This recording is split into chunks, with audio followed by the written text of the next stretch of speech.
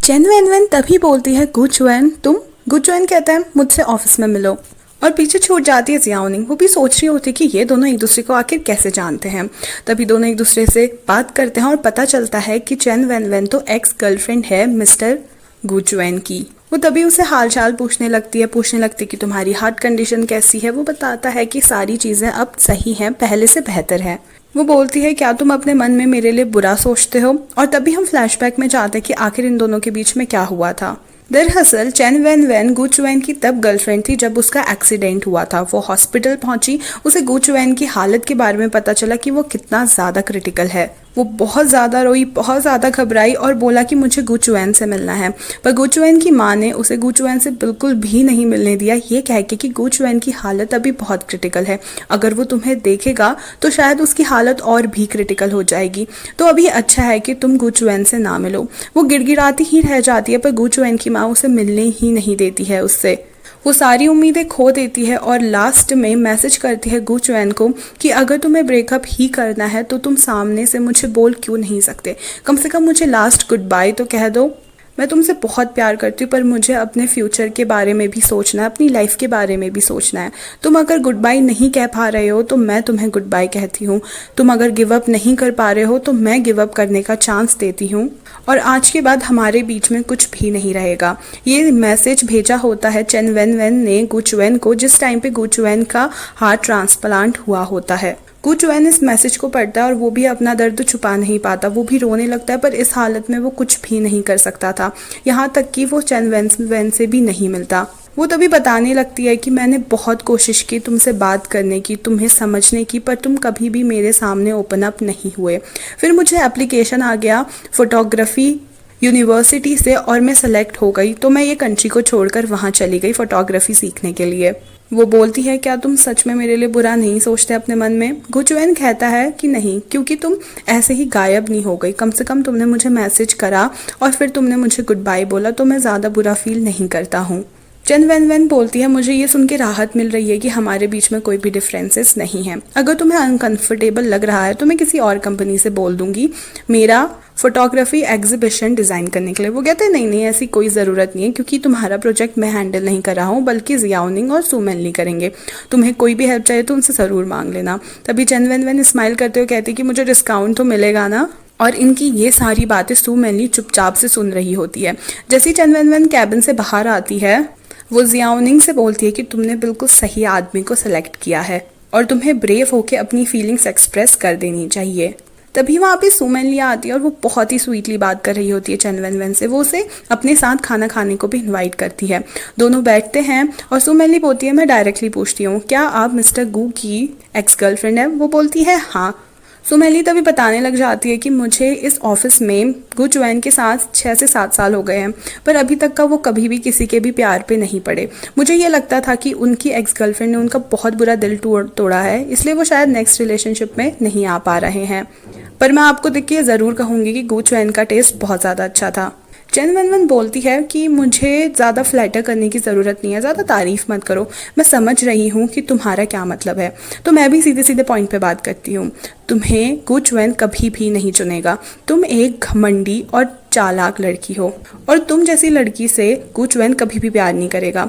सुमेनली कहती है आप इतना ज़्यादा श्योर कैसे हो सकते हो। चेन वेन वेन बोलती है क्योंकि मैं उसे बहुत अच्छे से जानती हूँ। अगर मैं गुचुएन होती तो मैं तुम्हें नहीं बल्कि जियाओनिंग को चूज़ करती। और वो वहाँ से इतना सैवेज रिप्लाई दे के चली जाती है, पर सुमेनली गुस्से में तप रही होती है। वो बाद में बहुत ज़्यादा ड्रिंक भी करती है।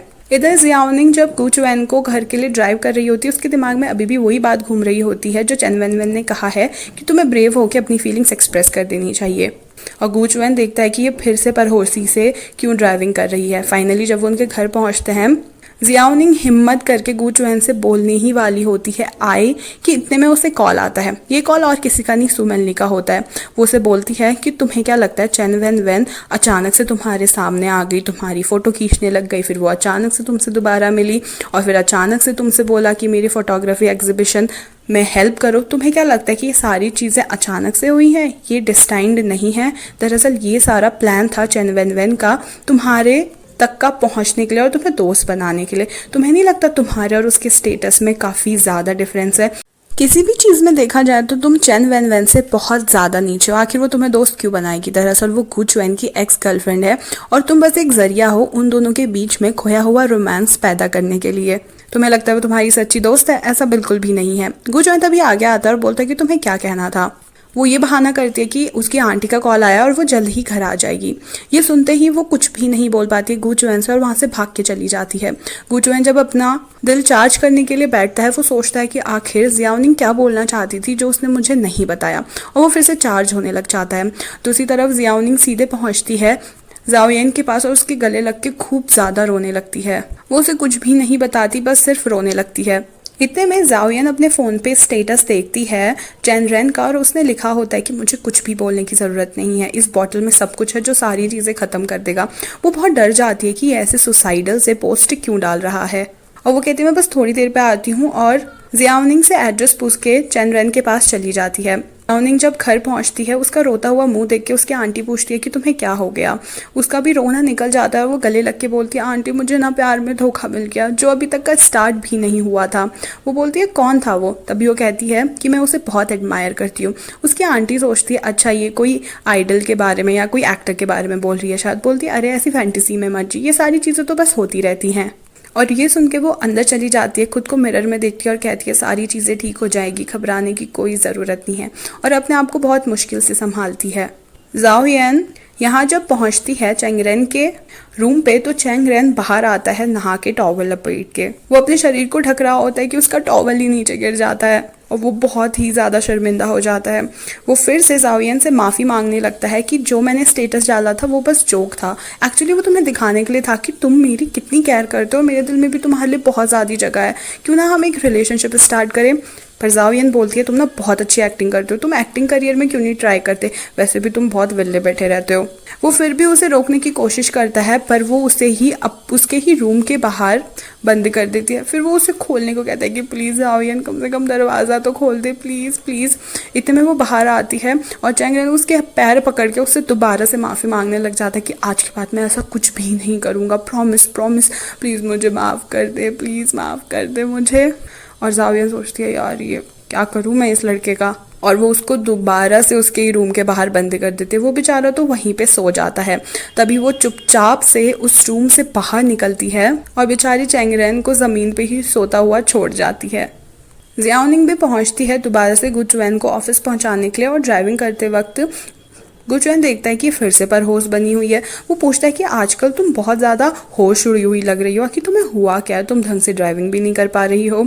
जियाओनिंग बोलती है नहीं बस मैं कुछ ऐसी चीज़ों के बारे में सोच रही हूँ, अगर मैं कोई भी चीज़ अच्छी नहीं कर रही हूँ बॉस तो आपको मुझे डांटना चाहिए, मैं पक्का इम्प्रूव करने की कोशिश करूँगी।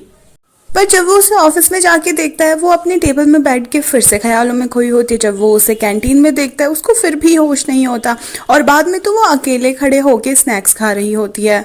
तभी गु चुएन के पास आके एक असिस्टेंट कुछ डॉक्यूमेंट्स में साइन करवाती है और बताती है कि आज डायरेक्टर काई का बर्थडे है तो हमें कुछ सरप्राइज प्लान करना चाहिए। गु चुएन भी कहता है कि सारे लोगों को डिनर पे बुला लो और डिनर मेरे ऊपर है, मैं सबके लिए पे करूंगा। यहाँ पे हो जाती है डायरेक्टर काई की बर्थडे पार्टी सेटअप, पर जियाओनिंग फिर भी बहुत ऑफ लग रही होती है। वो गु चुएन के परमिशन से वाइन पीने लगती है और काफ़ी ज़्यादा पीने लगती है कि उसकी कोवर्कर उसे रोकती है कि इतना ज़्यादा वाइन मत पी। अब सब लोग बैठते हैं ट्रूथ एंड डेयर का खेल खेलने के लिए। वो बॉटल स्पिन करते हैं और बॉटल आती है जियाओनिंग की तरफ। सब उससे पूछने लग जाते हैं कि तू किसको डेट कर रही है। वो कहती है कि मैं ये आंसर करने की बजाय वाइन पी लूंगी। वो वाइन पी लेती है। दोबारा से बॉटल स्पिन होती है और फिर से जियाओनिंग पे आता है। वो सोचती है ये मेरे कौवे की किस्मत, हमेशा मेरे साथ ऐसा क्यों होता है। और फिर उससे सब पूछने लग जाते हैं कि तुम्हें जो पहले इंसान से प्यार हुआ वो प्यार कब हुआ था। और वो कहती है मैं दोबारा से ड्रिंक कर लेती हूँ, पर सब लोग उसे रोकते हैं। वो तभी कहते हैं मुझे अभी उस इंसान से प्यार हुआ है। अब सब हो जाते हैं कंफ्यूज कि ये ऐसा क्यों कह रही है। तभी सुमैनी इस गेम को रोकने को कहती है और बोलती है कि अब हमें डायरेक्टर काई का केक कट करना चाहिए। सब लोग डायरेक्टर काई का केक कट करने लग जाते हैं, पर जियाओनिंग की आंखों से आंसू आने लगता है और वो वहाँ से बाहर चली जाती है। गु चुएन उसके पीछे जाता है देखने के लिए कि वो ठीक है या नहीं, कि सुमैनी उसे रोक के बोलती है मैं जाके उस पर चेक इन करूंगी। वो वहाँ पे पहुँचती है और जियाओनिंग से बोलती है कि मुझे पता है गु चुएन की एक्स गर्लफ्रेंड की बात जानने के बाद तुम बहुत ज़्यादा प्रेशर में आ गई हो, अगर आना भी चाहिए, चेन वेन वेन बहुत ज़्यादा अमेजिंग दिखती है। वो तभी बोलती है कि नहीं मैं उस चीज़ के लिए टेंशन में नहीं हूँ, और मुझे ये भी पता है कि केवल मैं ही नहीं हूँ जो गु चुएन को पसंद करती है, मुझको पता है कि आप भी गु चुएन को पसंद करते हो। और सच बताऊं तो मुझे पता है मेरे लिए क्या सही है और क्या गलत है। सो मैंने कहती हूँ तो तुम्हें क्या लग रहा है कि मैं तुम्हारे बिजनेस में ना खड़ा रही हूँ। वो कहती है ऐसी बात नहीं है, थैंक्स टू यू कि मैं इस कंपनी में हूँ, पर मुझे मेरे लाइफ के डिसीजन खुद लेने हैं। आप अंदर चले जाइए, मुझे अंदर जाने का मन नहीं है। सो मैंने वहाँ से चली जाती है, पर जियाओनिंग अपने मन में ही सोचती है कि मुझ खुद पे भरोसा करना ही होगा। गुचुएन से मिलना एक मैजिक से कम नहीं था, तो शायद एक और मैजिक हो सकता है और गुचुएन मुझे लाइक कर सकते हैं। जरूरी तो नहीं है ना कि वो मुझे लाइक ना करें। और वहां से चली जाती है। गुचुएन उसके लिए चिंता कर रहा होता है, उसे मैसेज करता है कि वो ठीक से घर पहुंची या नहीं, पर वो तो बिल्कुल टल्ली पड़ी होती है और उसकी आंटी उसको सुला रही होती है और बार बार बोल रही होती है कि मैं अपने बॉस को लाइक करती हूँ पर वो मुझे लाइक नहीं करता, और अगर वो मुझे लाइक नहीं करेगा तो वो मुझे रेस कैसे देगा, और अगर वो मुझे रेस नहीं देगा, मुझे बोनस नहीं देगा, तो मैं पैसे कैसे कमाऊंगी। और बस उसी छिपकली के पास पे सर रख के सो जाती है। दूसरे दिन दोबारा से वो उसे ऑफिस लेने जाती है तो गुचुएन बोलता है कि आजकल तुम अपना काम अच्छे से नहीं कर रही हो, पहले तुम मेरे लिए ड्रिंक्स लेकर आती थी, ब्रेकफास्ट लेके आती थी, आजकल क्यों नहीं लेके आ रही हो। वो कहती है कि मैं आपकी केवल पर्सनल असिस्टेंट और ड्राइवर हूँ, मुझे आपके पर्सनल मामलों पे बोलना नहीं चाहिए, दखल नहीं देनी चाहिए, तो मैं इसलिए नहीं लेके आती हूँ। और वो कुछ बोल ही नहीं पाता है। तभी वो कहता है कि मेरे को एक बिजनेस ट्रिप पे जाना है आज और तुम मेरे साथ चल रही हो। वो मना करती है कि मैं कैसे जा सकती हूँ, पर वो फिर भी उसे इंसिस्ट करता है। वो लोग ऑफिस पहुंचते हैं और इतने में टैंगजू वहां आता है जियाओनिंग के लिए गिफ्ट लेके। वो बोलता है कि जल्दी ही तेरा बर्थडे आने वाला, पर मैं बिजनेस ट्रिप पे जा रहा हूँ तो शायद मैं तुझे ना मिल पाऊँ, तो मैं अभी गिफ्ट दे रहा हूँ।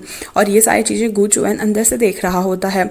वो भी बाहर आ जाता है और बोलता है कि हमारी फ्लाइट के लिए लेट हो रही है तो जल्दी चलो। वो टैंगजू को बाय करती है और वो फाइनली बोर्डिंग एरिया पे पहुंचते हैं। वो सिक्योरिटी गार्ड को कार्ड दिखाता है कि ये वेरिफिकेशन कार्ड है मेरे मैकेनिकल हार्ट के लिए। तभी वो लोग अपनी फ्लाइट का इंतजार कर रहे होते हैं कि जियाओनिंग फिर से पूछती है कि आप सिर्फ मुझे ही क्यों लेकर आए अपने साथ ट्रिप पे जाने के लिए। गुचुएन कहता है मैं सच बताऊं तो मैं अपने एक बहुत पुराने टीचर से मिलने जा रहा हूं जिनसे मेरा बहुत क्लोज रिश्ता है। मैं तुम्हें उनसे मिलाना चाहता हूं ताकि तुम कुछ आर्किटेक्चर की बारीकियां सीख सको।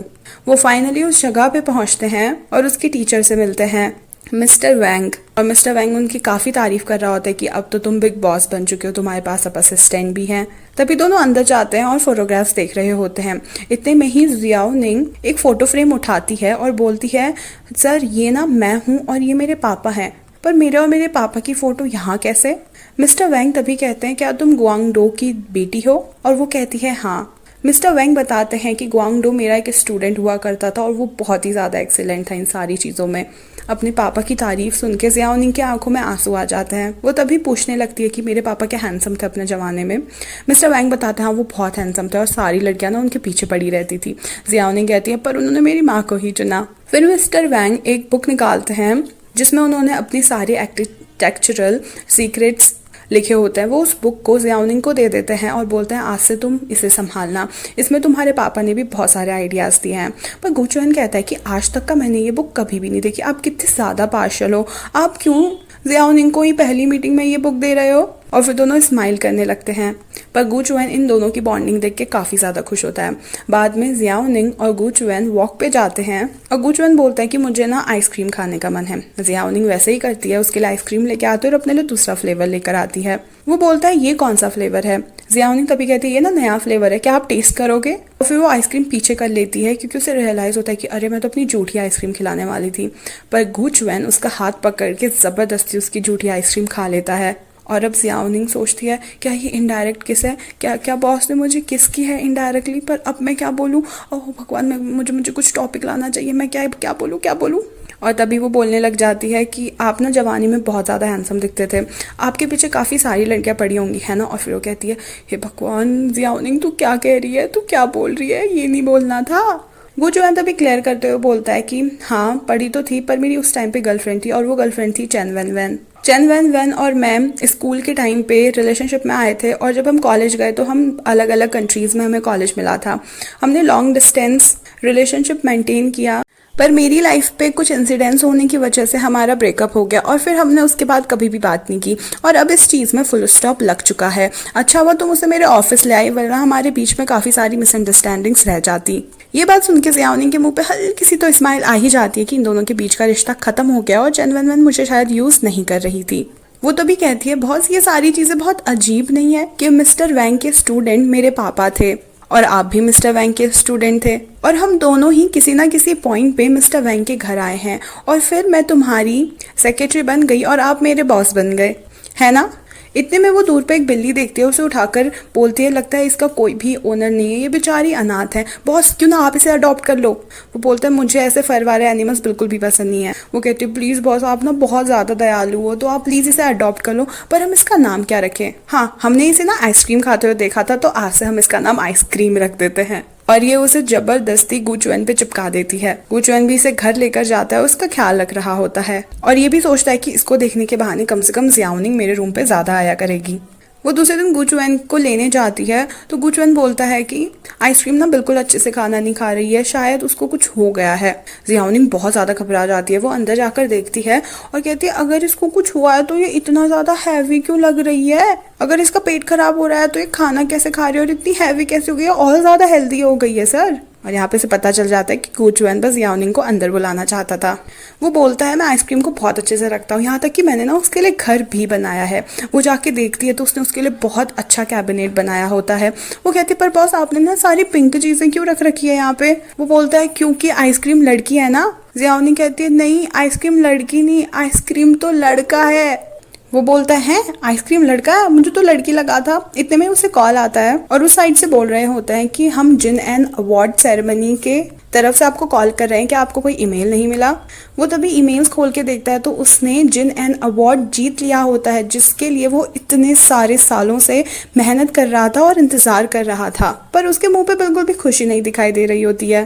तभी वो लोग फ़ोन पे बोलते हैं कि हमने आपको पहले ही इनवाइट करने के लिए कॉल किया है कि आप प्लीज़ हमारे अवार्ड सेरेमनी में ज़रूर आना। कॉन्ग्रेचुलेशन जिन एन अवार्ड जीतने के लिए।